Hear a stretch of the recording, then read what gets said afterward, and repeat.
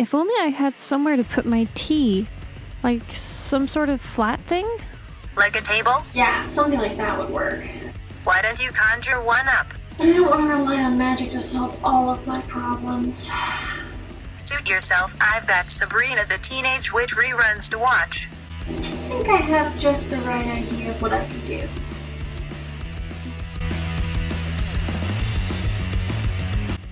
Here I'm just sanding down the rough edges a bit from the last time I painted this table before I start repainting this table.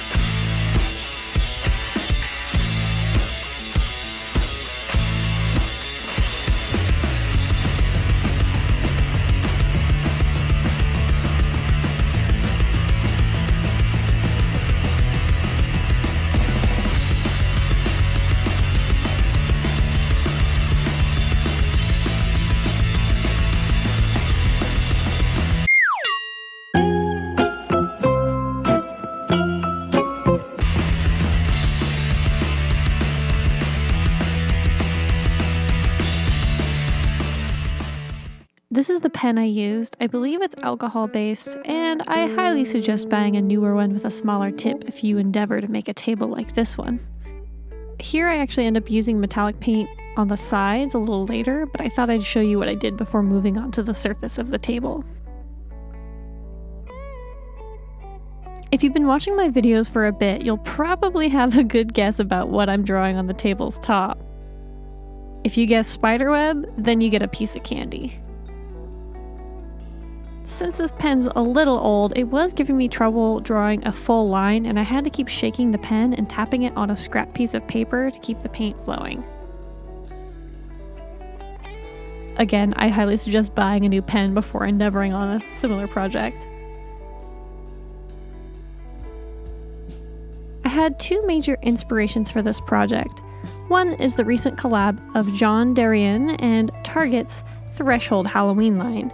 He did a really cute, spooky accent table, which was literally impossible for me to get my claws on, so of course I have to make one for myself, right? My other inspiration for this project is the 17th century Orientalist furniture style known as japanned furniture, which is meant to imitate the gorgeous lacquerware furniture that missionaries and colonists saw in Southeast Asia, and particularly China and Japan, hence the name japanning or japanned furniture.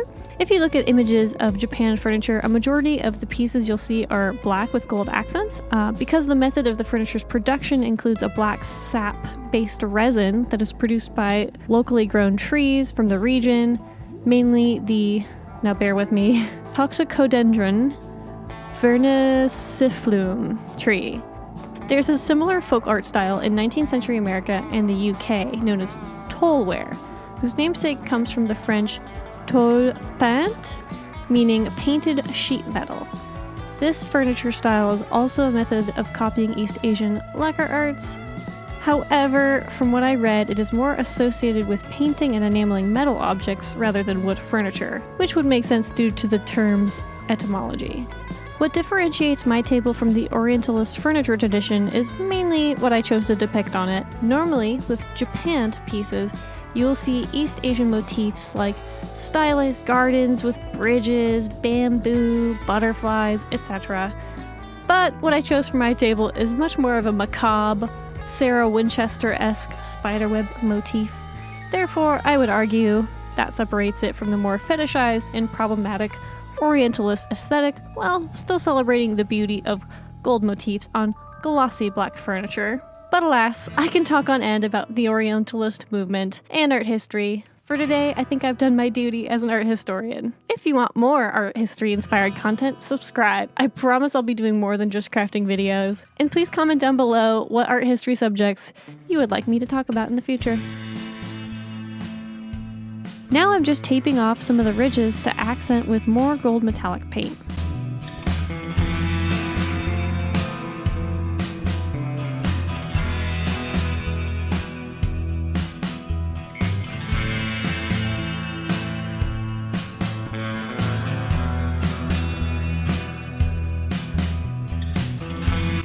and this is when I decided that the pen was donezo, and I needed to whip out the big guns.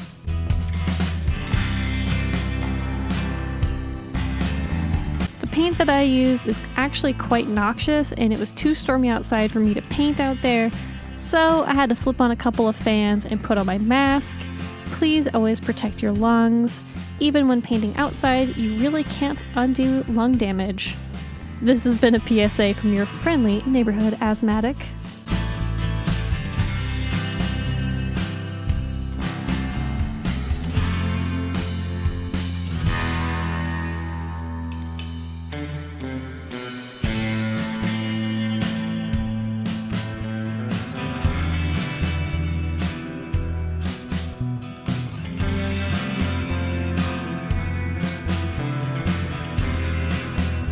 Okay, stop right here if you're making a similar project and check the wait time on the can of clear spray paint, because this is where I seriously messed up.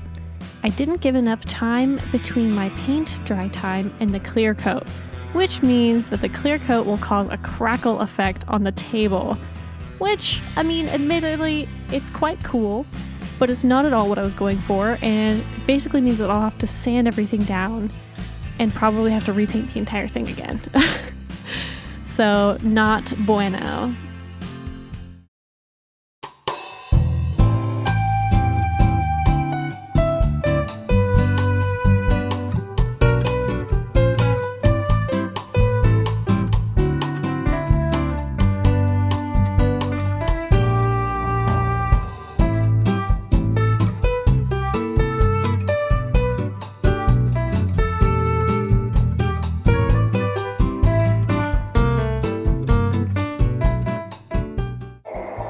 There are certain themes of which the interest is all-absorbing, but which are too entirely horrible for the purposes of legitimate fiction.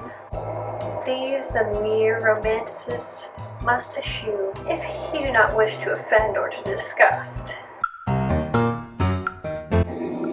I've had an issue with the clear spray, which I'll show you. I've had this issue with this clear spray. I don't know what the problem is here. I let my paint fully dry for the amount of time specified, and yet it always crinkles. I don't know why. It also didn't help that it started to rain really suddenly while I was letting that dry outside. But yeah. I don't know if you can see it from here, but he's got this weird crackle effect, and it's only at the top. Like, what the heck? So I'm gonna have to basically sand it to fix it after it's done doing whatever it's doing. But I'm not entirely keen on that either, so I think it'll ruin it. It does kind of give it this more antique-y look, which is kind of nice. It's just not preferable. So I'm not sure if what I should do instead is use an actual polyurethane, or if I should go for maybe a resin, which I don't know how to do resin, so that's kind of out of the question. But all in all, I think I did a pretty dang good job.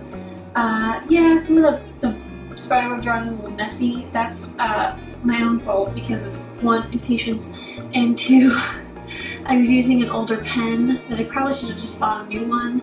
But, you know, it's 2020. I'm stuck indoors, so I didn't really want to try to buy one on Amazon. You know, actually, the other funny thing about this project is I've actually had this table in my possession for quite a while.